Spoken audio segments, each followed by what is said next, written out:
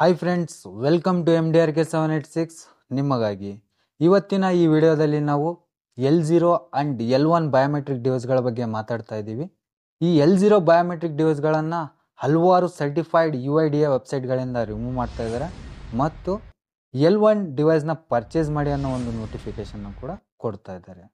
ಹಾಗಿದ್ರೆ ಈ L0 and L1 biometric device ಅಂದರೆ ಏನು, ನಾವು ಈ L1 ಬಯೋಮೆಟ್ರಿಕ್ ಡಿವೈಸ್ನ ಪರ್ಚೇಸ್ ಮಾಡಲೇಬೇಕಾ ಅನ್ನೋ ಒಂದು ಇನ್ಫಾರ್ಮೇಷನ್ನ ಡಿಸ್ಕಸ್ ಮಾಡಲಿಕ್ಕೆ ನಮ್ಮ ಜೊತೆ MDRK 786 ಗ್ರೂಪ್ ಕಡೆಯಿಂದ ದಿವಾಕರ್ ಅವರು ನಮ್ಮ ವಿಡಿಯೋ ಜೊತೆ ಜಾಯ್ನ್ ಆಗ್ತಾ ಇದ್ದಾರೆ. ಅವ್ರ ಜೊತೆ ಡಿಸ್ಕಸ್ ಮಾಡ್ತಾ ನಾವು ನಿಮಗೆ ಪೂರ್ತಿ ಇನ್ಫಾರ್ಮೇಷನ್ನ ಕೊಡ್ತೀವಿ, ಬನ್ನಿ.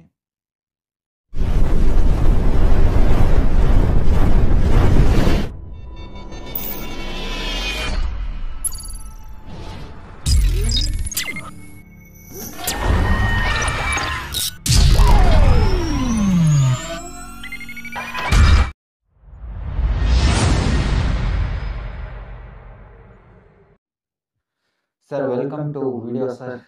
ಥ್ಯಾಂಕ್ ಯು ಸರ್, ಇದು ನಮ್ಮ ವ್ಯೂವರ್ಸ್ಗೆ ನಾನು ಇಷ್ಟೊತ್ತು ಹೇಳ್ತಾ ಇದ್ದೆ L0 ಆ್ಯಂಡ್ L1 ಬಯೋಮೆಟ್ರಿಕ್ ಡಿವೈಸ್ಗಳ ಹೇಗೆಲ್ಲ ಇದೆ, ಏನೇನು ಚೇಂಜಸ್ ಆಗಿದೆ ಅಂತ. ನಿಮ್ಮ ಪ್ರಕಾರ L0 ಆ್ಯಂಡ್ L1 ಬಯೋಮೆಟ್ರಿಕ್ ಅಂದರೆ ಏನು ಸರ್? ನೀವು ನಿಮ್ಮ ಟೀಮು ನೀವು ರಿಸರ್ಚ್ ಮಾಡಿರೋ ಪ್ರಕಾರ. ಈಗ ನಾವು L0 ಆ್ಯಂಡ್ L1 ಡಿವೈಸಸ್ ಅಂತಂದರೆ ಒಂದು ಸೆಕ್ಯೂರಿಟಿ ಲೆವೆಲ್. ಓಕೆ, L0 ಅಂತಂದರೆ ಲೆವೆಲ್ 0 ಮತ್ತು L1 ಅಂದರೆ ಲೆವೆಲ್ 1. ಈ ಒಂದು ಸೆಕ್ಯೂರಿಟೀಸ್ ಏನಾಗಿದೆ, ಒಂದು ಸೆಕ್ಯೂರಿಟೀಸನ್ನು ಅಪ್ಗ್ರೇಡ್ ಮಾಡಿದ್ದಾರೆ ಬಯೋಮೆಟ್ರಿಕ್ ಡಿವೈಸಸ್ಗಳಲ್ಲಿ. ಅದೇ L0 ಮತ್ತು L1 ಡಿವೈಸ್. ಅಂದರೆ ಸೆಕ್ಯೂರಿಟಿ ಲೆವೆಲ್ನ ಅಪ್ಗ್ರೇಡ್ ಮಾಡಿದ್ದಾರೆ L0 ಇಂದ L1ಗೆ ಲೆವೆಲ್ ಜಾಸ್ತಿ ಮಾಡಿದ್ದಾರೆ. ಓಕೆ, ಇದು L0 ಮತ್ತು L1 ಇವೆರಡು ಕೂಡ ಯಾವ ರೀತಿ ವರ್ಕ್ ಆಗುತ್ತೆ ಸರ್? ಅಂದ್ರೆ L0 ಕಂಪೇರ್ ಮಾಡಿದ್ರೆ L1 ಯಾವ ರೀತಿ ವರ್ಕ್ ಆಗುತ್ತೆ, L0 ಇದುವರೆಗೂ ಯಾವ ರೀತಿ ವರ್ಕ್ ಆಗ್ತಾ ಇತ್ತು ಅಂತ ನನ್ನ ಒಂದು ಕ್ವಶನ್. ಓಕೆ, ಈಗ L0 ಡಿವೈಸಸ್ಸು ಮತ್ತು L1 ಡಿವೈಸಸ್ಗೆ ಮೇನ್ ಒಂದು ರೀಸನ್ ಅಂತಂದರೆ ಲೈವ್ ಡಿಟೆಕ್ಷನ್. ಓಕೆ, ಈಗ ಪ್ರೆಸೆಂಟ್ಲಿ ವರ್ಕ್ ಆಗ್ತಿರತಕ್ಕಂಥ ಎಲ್ಲ L0 ಡಿವೈಸ್ಗಳಲ್ಲಿ ಫಿಂಗರ್ ಪ್ರಿಂಟ್ ಕ್ಯಾಪ್ಚರ್ ಆಗುತ್ತೆ. ಇದು ಮುಂಚೆ ಫಿಂಗರ್ ಪ್ರಿಂಟ್ ಕ್ಯಾಪ್ಚರ್ ಆಗುತ್ತೆ, ಬಟ್ ಲೈವ್ ಡಿಟೆಕ್ಷನ್ ಅನ್ನು ಆಗಲ್ಲ. ಈಗ ಒಬ್ಬ ಡೆತ್ ಪರ್ಸನ್ದು ಫಿಂಗರ್ ಪ್ರಿಂಟ್ ಇಟ್ಟಿರೂ ಕೂಡ ಅದು ಕ್ಯಾಪ್ಚರ್ ಆಗುತ್ತೆ, ಕಂಪ್ಯಾರಿಸನ್ ಮಾಡುತ್ತೆ. ಆದರೆ ಈ ಒಂದು L1 ಸೆಕ್ಯೂರಿಟಿ ಒಂದು ಲೆವೆಲ್ ಜಾಸ್ತಿ ಮಾಡೋದ್ರಿಂದ L1 ಡಿವೈಸ್ಗಳಲ್ಲಿ ಏನಾಗುತ್ತೆ, ಅದು ಡೆತ್ ಪರ್ಸನ್ ಅಥವಾ ಲೈವ್ ಪರ್ಸನ್ ಅಂತ ಅದು ಡಿಟೆಕ್ಷನ್ ಮಾಡುತ್ತೆ. ಓಕೆ, ಇದು ಇವಾಗ ಕೆಲವೊಂದು ನೋಟಿಫಿಕೇಶನ್ ಬರ್ತಿರೋ ಪ್ರಕಾರ ಈ L0 ಡಿವೈಸಸ್ ಏನಿದೆಯೋ, ಸುಮಾರು ಡಿವೈಸಸ್ಗಳು ಇದೆ L0 ಲಿಸ್ಟಲ್ಲಿ. ಅಂದ್ರೆ ನಿಮ್ಮ ಪ್ರಕಾರ ಯಾವ ಒಂದು ಡಿವೈಸ್ಗಳು ಸರ್ಟಿಫೈಡ್ UIDA ವೆಬ್ಸೈಟ್ಗಳಿಂದ ರಿಮೂವ್ ಆಗ್ತಾ ಇದೆ, ಕೆಲವೊಂದು ನೋಟಿಫಿಕೇಶನ್ ಬರ್ತಾ ಇದೆ? ಈಗ ಗೌರ್ಮೆಂಟ್ ನೋಟಿಫಿಕೇಶನ್ ಕೊಡೋ ಪ್ರಕಾರನೇ ಬಹಳಷ್ಟು ಬಯೋಮೆಟ್ರಿಕ್ ಡಿವೈಸ್ಗಳನ್ನು ಹಲವಾರು ವೆಬ್ಸೈಟ್ಗಳಲ್ಲಿ ಯೂಸ್ ಮಾಡ್ತಾ ಇದ್ದಾರೆ. ಲೈಕ್ ಸೆಕಿಜನ್ ಕಡೆಯಿಂದ ಸೆಕಿಜನ್ ಆಮ್ಸ್ಟರ್ 220 ಆಗಿರ್ಬೋದು, ಅಥವಾ ಸ್ಟಾರ್ಟೆಕ್ ಡೆವಲಪ್ ಮಾಡಿರ್ತಕ್ಕಂಥ FM220U ಆಗಿರ್ಬೋದು, ಹಾಗೆ ಮಂತ್ರ MFS 100 ಆಗಿರ್ಬೋದು, ಮತ್ತು ಮಾರ್ಫೋದಲ್ಲಿ E1, E2, E3 ಈ ಥರ 3 ಮಾಡೆಲ್ಸ್ ಇದೆ. ಈ ಥರತಕ್ಕಂಥ ಎಲ್ಲ ಭಾಳಷ್ಟು L0 ಡಿವೈಸಸ್ಗಳೇನಿದೆ, ಒಂದು ಲೋ ಲೆವೆಲ್ ಸೆಕ್ಯೂರಿಟಿ ಏನಿದೆ, ಎಲ್ಲ ಡಿವೈಸಸ್ಗಳನ್ನು ಈಗ ರಿಮೂವ್ ಮಾಡ್ತಾ ಇದ್ದಾರೆ. ಓಕೆ, ಈಗ ಮಾರ್ಕೆಟಲ್ಲಿ ಪ್ರೆಸೆಂಟ್ಲಿ L1 ಡಿವೈಸ್ಗಳಲ್ಲಿ ಯಾವ ಒಂದು ಕಂಪನಿ ಲಾಂಚ್ ಮಾಡಿದೆ ಇದುವರೆಗೂ? ಈಗ ಗೌರ್ಮೆಂಟ್ ಯಾವ ರೀತಿ ನೋಟಿಫಿಕೇಶನ್ ಕೊಡ್ತಾ ಇದೆ, ಅದೇ ರೀತಿ ಕಂಪ್ನಿಗಳು ಸಹಿತ ತಮ್ಮ ಒಂದು ಡಿವೈಸಸ್ಗಳನ್ನು ಸೆಕ್ಯೂರಿಟಿನ ಜಾಸ್ತಿ ಮಾಡಿ ಇವಾಗ ಲಾಂಚ್ ಮಾಡ್ತಾ ಇದೆ. ಈಗ ಪ್ರೆಸೆಂಟ್ಲಿ ಮಂತ್ರದವರು ಒಂದು ಅವರ ಹೊಸ L1 ಸೀರೀಸ್ನ ಡಿವೈಸಸ್ಗಳನ್ನು ರಿಲೀಸ್ ಮಾಡಿದ್ದಾರೆ. ಅದೇ ರೀತಿ ಇಲ್ಲ, ಸ್ಟಾರ್ಟೆಕ್ ಮತ್ತು ಮಾರ್ಫೋ ಇವರೆಲ್ಲ ಸೆಕಿಜನ್ ಅವರು ಕೂಡ ಎಲ್ಲರೂ ರಿಲೀಸ್ ಮಾಡ್ತಾ ಇದ್ದಾರೆ. ಅದು ಗೌರ್ಮೆಂಟ್ ಕಡೆಯಿಂದ ಬಂದಿರತಕ್ಕಂಥ ನೋಟಿಸ್ ಕೂಡ ಅವರಿಗೆ. ಓಕೆ, ಅಂದ್ರೆ ಇವು ಪ್ರೆಸೆಂಟ್ಲಿ ಮಾರ್ಕೆಟ್ ಅಲ್ಲಿ ಇರೋದು ಮಂತ್ರ ಮತ್ತೆ ಮಾರ್ಫೋ ಸ್ಟಾರ್ಟೆಕ್ ಅನ್ನೋದು ಕೇಳಿ ಬರ್ತಾ ಇದೆ. ಹೌದು, ಸೆಕಿಜನ್ ಇನ್ನು ಡೆವಲಪರ್ ಮಾಡ್ತಾ ಇದ್ದಾರೆ. ಡೆವಲಪ್ ಆದ್ಮೇಲೆ ಅವರು ಕೂಡ ಲಾಂಚ್ ಮಾಡ್ತಾರೆ. ಓಕೆ, ಇದು L0 ಆ್ಯಂಡ್ L1 ಎರಡಕ್ಕೂ ಇರುವಂಥ ಒಂದು ಡಿಫ್ರೆನ್ಸ್ ನೀವು ನಮ್ಮ ವ್ಯೂವರ್ಸಿಗೆ ಹೇಳೋದಾದ್ರೆ? ಈಗ L0 ಮತ್ತು L1 ಡಿಫ್ರೆನ್ಸ್ ಹೇಳ್ಬೇಕಂತಂದ್ರೆ ಮೇನ್ ಇರೋದು ಒಂದು ಲೈವ್ ಡಿಟೆಕ್ಷನ್ ಅಂತ ಹೇಳಿ. ಈಗ ಒಬ್ಬ ಡೆತ್ ಪರ್ಸನ್ದು ಫಿಂಗರ್ ಪ್ರಿಂಟ್ ಇಟ್ರೂ ಸಹಿತ L0 ಡಿವೈಸಲ್ಲಿ ವರ್ಕ್ ಆಗ್ತಾ ಇದೆ ಅಂತಂದರೆ L1 ಡಿವೈಸಲ್ಲಿ ಆ ಥರ ಆಗಲ್ಲ. ಯಾಕೆ ಅಂತಂದರೆ ಆ L1 ಡಿವೈಸಲ್ಲಿ ಕೊಟ್ಟಿರ್ತಕ್ಕಂಥ ಸೆನ್ಸರ್ಸ್ಗಳು ಏನಿದೆ, ಅದು ನಾವು ಇಡೋವಂಥ ಫಿಂಗರ್ ಮೂಮೆಂಟ್ ಆಗಿರ್ಬೋದು, ಅಥವಾ ಇಡ್ತಿರೋ ಅಂಥ ಫಿಂಗರ್ದು ಟೆಂಪ್ರೇಚರ್ ಆಗಿರ್ಬೋದು ಅಥವಾ ಏನಾದ್ರು ಮಾಯಿಶ್ಚರಿಂಗ್ ಆಗಿರ್ಬೋದು, ಪ್ರತಿಯೊಂದನ್ನು ಚೆಕ್ ಮಾಡುತ್ತೆ. ಆಗಿ ಅದಾದ್ಮೇಲೆನೆ ಅದು ಲೈವ್ ಪರ್ಸನ್ದು ಇದು ಅಂತ ಹೇಳ್ಬಿಟ್ಟು ಫಿಂಗರ್ ಪ್ರಿಂಟ್ ಕ್ಯಾಪ್ಚರ್ ಮಾಡ್ಕೊಳ್ಳುತ್ತೆ. ಅದಷ್ಟೇ ಅಲ್ಲ, ಈ ಒಂದು L1 ಡಿವೈಸಲ್ಲಿ ಯಾವ ರೀತಿ ಸೆಕ್ಯೂರಿಟಿ ಇದೆ ಅಂತಂದ್ರೆ, ಒಂದು ಬಯೋಮೆಟ್ರಿಕ್ ಡಿವೈಸಲ್ಲಿ ಕ್ಯಾಪ್ಚರ್ ಆದ ತಕ್ಷಣನೇ ಫಿಂಗರ್ ಪ್ರಿಂಟು ಅದಕ್ಕೆ ಎನ್ಕ್ರಿಪ್ಷನ್ ಆಗುತ್ತೆ. ಈ ಎನ್ಕ್ರಿಪ್ಷನ್ ಆದ್ಮೇಲೆ ಅದು ಡೈರೆಕ್ಟ್ UIDAI ವೆಬ್ಸೈಟಿಗೆ ಹೋಗಿ ಅಲ್ಲಿಂದ ಡಿಕ್ರಿಪ್ಷನ್ ಆಗಿ ಅದು ಮ್ಯಾಚಿಂಗ್ ಆಗುತ್ತೆ. ಇವಾಗ ನೀವು ಹೇಳ್ತಿರೋ ಒಂದು ಫ್ಯೂಚರ್ನ ಇವಾಗ L0 ಡಿವೈಸ್ ಅಂದ್ರೆ ಸುಮಾರು ಜನ ಆಲ್ ಓವರ್ ಇಂಡಿಯಾ ಹೌದೌದು. ಹೇಳೋದಾದ್ರೆ ಫುಲ್ ಸುಮಾರು ಜನ ಎಲ್ಲರೂ ಕೂಡ ಪರ್ಚೇಸ್ ಮಾಡಿದ್ದಾರೆ ಇದುವರೆಗೂ ಡಿವೈಸ್ಗಳು. ಓಕೆನಾ? ಇವಾಗ L0 ಡಿವೈಸ್ಗಳಲ್ಲಿ ಇವಾಗ ಯೂವರ್ಸಿಗೆ ಬರ್ತಿರೋಂಥ ಪ್ರಶ್ನೆ ಏನು ಅಂತಂದ್ರೆ, ಅದನ್ನ ಸಾಫ್ಟ್ವೇರ್ ಥ್ರೂ ಏನೋ ಡೆವಲಪ್ಮೆಂಟ್ ಮಾಡಕ್ ಆಗ್ತಾ ಇರ್ಲಿಲ್ವೋ, ಇದನ್ನ ಸಪರೇಟ್ ಆಗಿ ಮಾಡಲೇ ಲಾಂಚ್ ಮಾಡೋಂಥ ಅವಶ್ಯಕತೆ ಏನಿತ್ತು ಅನ್ನೋದು ಕೆಲವೊಬ್ರು ಕ್ವಶನ್ಸ್ಗಳು ಮತ್ತೆ ಪ್ರಾಬ್ಲಮ್ಗಳು ಆಗ್ತಾ ಇದೆ ಎಲ್ಲರ ಹತ್ರ. ಯಾಕಂತಂದ್ರೆ ಈಗ ಬಜೆಟ್ ಇರಲ್ಲ, ಏನಿಲ್ಲ, ಸಡನ್ ಆಗಿ ಈ ತರ ಒಂದು ರೂಲ್ಸ್ ಬಂದಿದೆ. ಇವಾಗ ನೀವು ಹೇಳೋದಾದ್ರೆ ಅದನ್ನ ಸಾಫ್ಟ್ವೇರ್ ಥ್ರೂ ಏನು ಸರಿಪಡಿಸಕ್ ಆಗ್ತಾ ಇರ್ಲಿಲ್ವಾ ಅಂತ. ಈಗ ನಾವು ಸೆಕ್ಯೂರಿಟಿ ಲೆವೆಲ್ ಬಂದ್ಬಿಟ್ಟು ಅವರು ರೈಸ್ ಮಾಡಿರ್ತಕ್ಕಂಥದ್ದು ಡಿಟೆಕ್ಷನ್ ಪ್ರೋಸೆಸ್ನ ಡಿಫ್ರೆಂಟ್ ಇದ್ದಾರೆ. ಹಾಗಾಗಿ ಇದು ಬರೋದು ಅಂಡರ್ ಹಾರ್ಡ್ವೇರ್ ಪಾರ್ಟಲ್ಲಿ. ಈಗ ಯಾವುದೇ ಒಂದು ಸಾಫ್ಟ್ವೇರ್ ರಿಲೇಟೆಡ್ ಆಗಿರೋದಿದ್ರೆ ಸಾಫ್ಟ್ವೇರ್ ಥ್ರೂ ಅಪ್ಗ್ರೇಡೇಷನ್ ಮಾಡ್ಬೋದಾಗಿತ್ತು. ಬಟ್ ಒಬ್ಬ ಪರ್ಸನ್ದು ನಾವು ಒಂದು ಲೈವ್ ಡಿಟೆಕ್ಷನ್ ಮಾಡಬೇಕು ಅಂತಂದರೆ ಮೊಮೆಂಟ್ ಡಿಟೆಕ್ಷನ್ಗೆ ಮೊಮೆಂಟ್ ಸೆನ್ಸರ್ ಬೇಕು. ನಾವು ಪ್ರೆಷರ್ ಚೆಕ್ ಮಾಡ್ತೀವಿ ಅಂದರೆ ಪ್ರೆಷರ್ ಸೆನ್ಸರ್ ಇರಬೇಕು. ಅಥವಾ ನೆಕ್ಸ್ಟ್ ನಾವು ಮಾಯಿಶ್ಚರ್ ಮಾಡ್ತೀವಿ ಅಂದರೆ ಮಾಯಿಶ್ಚರ್ ಸೆನ್ಸರ್ ಇರಬೇಕು. ಈ ಥರತಕ್ಕಂಥ ಸೆನ್ಸರ್ಸ್ಗಳು ಬಂದ್ಬಿಟ್ಟು ಹಾರ್ಡ್ವೇರ್ ಪಾರ್ಟಲ್ಲಿ ಬರುತ್ತೆ. ಹಾಗಾಗಿ ಈ ಒಂದು L1 ಸೆಕ್ಯೂರಿಟಿನ ರೀಚ್ ಆಗಬೇಕು ಡಿವೈಸು ಅಂತಂದರೆ ಆ ಹಾರ್ಡ್ವೇರ್ ಕಾನ್ಫಿಗರೇಷನ್ನು ಅದರಲ್ಲಿ ಇರಬೇಕು.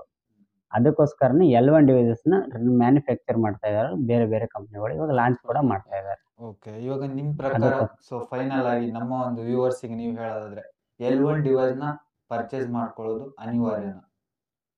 ಈಗ ಅನಿವಾರ್ಯನೇ ಆಗಿದೆ ಪರಿಸ್ಥಿತಿ. ಯಾಕಂತಂದ್ರೆ ಪ್ರತಿಯೊಬ್ಬರಿಗೂ ಅನಿವಾರ್ಯತೆ ಏನಕ್ಕೆ ಉಂಟಾಗಿದೆ ಅಂತಂದ್ರೆ ಅವರ ಒಂದು ಸೆಕ್ಯೂರಿಟಿ ರೀಸನ್ಸ್ನ ಅವರು ಅಪ್ಗ್ರೇಡೇಷನ್ ಮಾಡ್ಕೊಳ್ಳೇಬೇಕು. ಗೌರ್ಮೆಂಟು ಸಾರ್ವಜನಿಕರಿಗೆ ಹೆಲ್ಪ್ ಆಗಲಿ ಅನ್ನೋ ಕಾರಣಕ್ಕೋಸ್ಕರ L1 ಡಿವೈಸ್ಗಳನ್ನು ಲಾಂಚ್ ಮಾಡ್ತಾ ಇದೆ. ಯಾಕಂದರೆ ನಮ್ಮ ಒಂದು ಫಿಂಗರ್ ಪ್ರಿಂಟ್ ಡಾಟಾನ ಯೂಸ್ ಮಾಡಿಕೊಂಡು ಭಾಳಷ್ಟು ಫ್ರಾಡ್ ಕೇಸಸ್ಗಳಾಗ್ಬೋದು ಅಥವಾ ಅದನ್ನು ಕಳ್ತನ ಮಾಡಿಕೊಂಡು ತುಂಬ ನಮ್ಮ ಈಗ ಆಧಾರ್ ಕಾರ್ಡಿಗೆ ಅಕೌಂಟ್ ಲಿಂಕ್ ಇರುತ್ತೆ ಮತ್ತು ಅಪ್ಲಿಕೇಶನ್ಸ್ ಹಾಕ್ತೀವಿ. ಎಷ್ಟೊಂದು ಆಧಾರ್ ಕಾರ್ಡಿಗೆ ಲಿಂಕ್ ಇರೋದ್ರಿಂದ ಅದನ್ನು UIDAI ವೆಬ್ಸೈಟು ಅದನ್ನು ಇನ್ನೂ ಸೆಕ್ಯೂರ್ ಮಾಡೋಕ್ಕೋಸ್ಕರನೇ L1 ಡಿವೈಸ್ಗಳನ್ನು ಯೂಸ್ ಮಾಡಿ ಅಂತ ಹೇಳ್ಬಿಟ್ಟು ಪ್ರಿಫರ್ ಮಾಡ್ತಾ ಇದೆ. ಅಷ್ಟೇ ಅಲ್ಲದೆ ಕಂಪೇರ್ ಟು L0 ಡಿವೈಸು ಇಂಥ L1 ಡಿವೈಸಲ್ಲಿ ಸ್ಪೀಡ್ ಕೂಡ ಜಾಸ್ತಿ ಇದೆ. ಮತ್ತು ಈಗ ನಾವು ಕ್ಯಾಪ್ಚರಿಂಗ್ ಸ್ಪೀಡ್ ಆಗಿರ್ಬೋದು ಮತ್ತು ಥಂಬ್ ಕ್ಯಾಪ್ಚರಿಂಗ್ ಸ್ಪೀಡ್ ಆಗಿರ್ಬೋದು ಮತ್ತು ಅದು ಸರ್ವರಿಗೆ ರೀಚ್ ಆಗೋವಂಥದ್ದಾಗಿರ್ಬೋದು ಮತ್ತು ಸೆಕ್ಯೂರಿಟಿ ಲೆವೆಲ್ ಆಗಿರ್ಬೋದು ಎಲ್ಲದು ಒಂದು ಪಟ್ಟು ಮೇಲಿದೆ ಅಂತ ಹೇಳಕ್ಕೆ ಇಷ್ಟಪಡ್ತೀನಿ. ಹಾಗಾಗಿ ಪ್ರತಿಯೊಬ್ಬರು L0 ಡಿವೈಸ್ಗಿನ್ನ L1 ಡಿವೈಸಸ್ನ ಪರ್ಚೇಸ್ ಮಾಡಿ ಅಂತ ಹೇಳಿ ನಾನು ಸಜೆಸ್ಟ್ ಮಾಡ್ತೀನಿ. ಅದು ನೋಟಿಫಿಕೇಶನ್ ಬರ್ತಾ ಇರೋದು ಇದು ಬಯೋಮೆಟ್ರಿಕ್ ಕಂಪ್ನಿ ಕಡೆಯಿಂದ ಬರ್ತಾ ಇರೋದು ಅಥವಾ UIDAI ಮೇನ್ ಅದರ ಅಥೆಂಟಿಕೇಶನ್ ನಡೆಯುತ್ತೆ ಅವ್ರ ಕಡೆಯಿಂದ ಬರ್ತಾ ಇರೋದು? ಇಲ್ಲ, ರೀಸೆಂಟಾಗಿ ನಾವು ನಮ್ಮ ಟೀಮ್ ಒಂದು ರಿಸರ್ಚ್ ಮಾಡಿರೋ ಪ್ರಕಾರ ಡೈರೆಕ್ಟ್ ಹೇಳ್ತಿರೋದು ಗೌರ್ಮೆಂಟು ವೆಬ್ಸೈಟು UIDAI ವೆಬ್ಸೈಟ್ ಕಡೆಯಿಂದನೇ ಈ ಒಂದು ನೋಟಿಫಿಕೇಶನ್ ಬರ್ತಾ ಇರೋದು. ಹಾಗಾಗಿ ಯಾವ್ಯಾವರು ಎಲ್ಲ ವೆಬ್ಸೈಟ್ಗಳಲ್ಲಿ ಬಯೋಮೆಟ್ರಿಕ್ ಡಿವೈಸಸ್ನ ಯೂಸ್ ಮಾಡ್ತಿದ್ದೀರಾ ಅದು L0 ಬಯೋಮೆಟ್ರಿಕ್ ಡಿವೈಸಸ್ಗಳನ್ನು ಯೂಸ್ ಮಾಡ್ತಿದ್ದೀರಾ. ಕೆಲವೊಬ್ಬರಿಗೆ ವರ್ಕ್ ಆಗ್ತಿಲ್ಲ, ಕೆಲವೊಬ್ಬರಿಗೆ ಎರರ್ಸ್ ಬರ್ತಾ ಇದೆ, ಇನ್ನು ಕೆಲವರಿಗೆ ನೋಟಿಫಿಕೇಶನ್ ಬರ್ತಾ ಇದೆ. ಇದು L0 ಡಿವೈಸ್ಗಳನ್ನು ರಿಮೂವ್ ಮಾಡಿದ್ದಾರೆ. L1 ಡಿವೈಸ್ಗಳನ್ನು ಅಪ್ಗ್ರೇಡ್ ಮಾಡ್ಕೊಳ್ಳಿ ಅಂತ ಹೇಳಿ. ಸೊ ಫೈನಲ್ ಆಗಿ ಡಿವೈಸ್ L1 ಬಯೋಮೆಟ್ರಿಕ್ ಡಿವೈಸ್ನ ಪರ್ಚೇಸ್ ಮಾಡಲೇಬೇಕು. ಹೌದು, ಪ್ರತಿಯೊಬ್ಬರು ಕೂಡ L1 ಡಿವೈಸಸ್ಗಳನ್ನು ಪರ್ಚೇಸ್ ಮಾಡಲೇಬೇಕು. ಮಾಡಿದ್ರೆ ಮಾತ್ರನೇ ಅದು UIDAI ಅಥೆಂಟಿಕೇಶನ್ ಆಗುತ್ತೆ, ಇಲ್ಲ ಅಂದ್ರೆ ಆಗೋದಿಲ್ಲ ಅಂತ.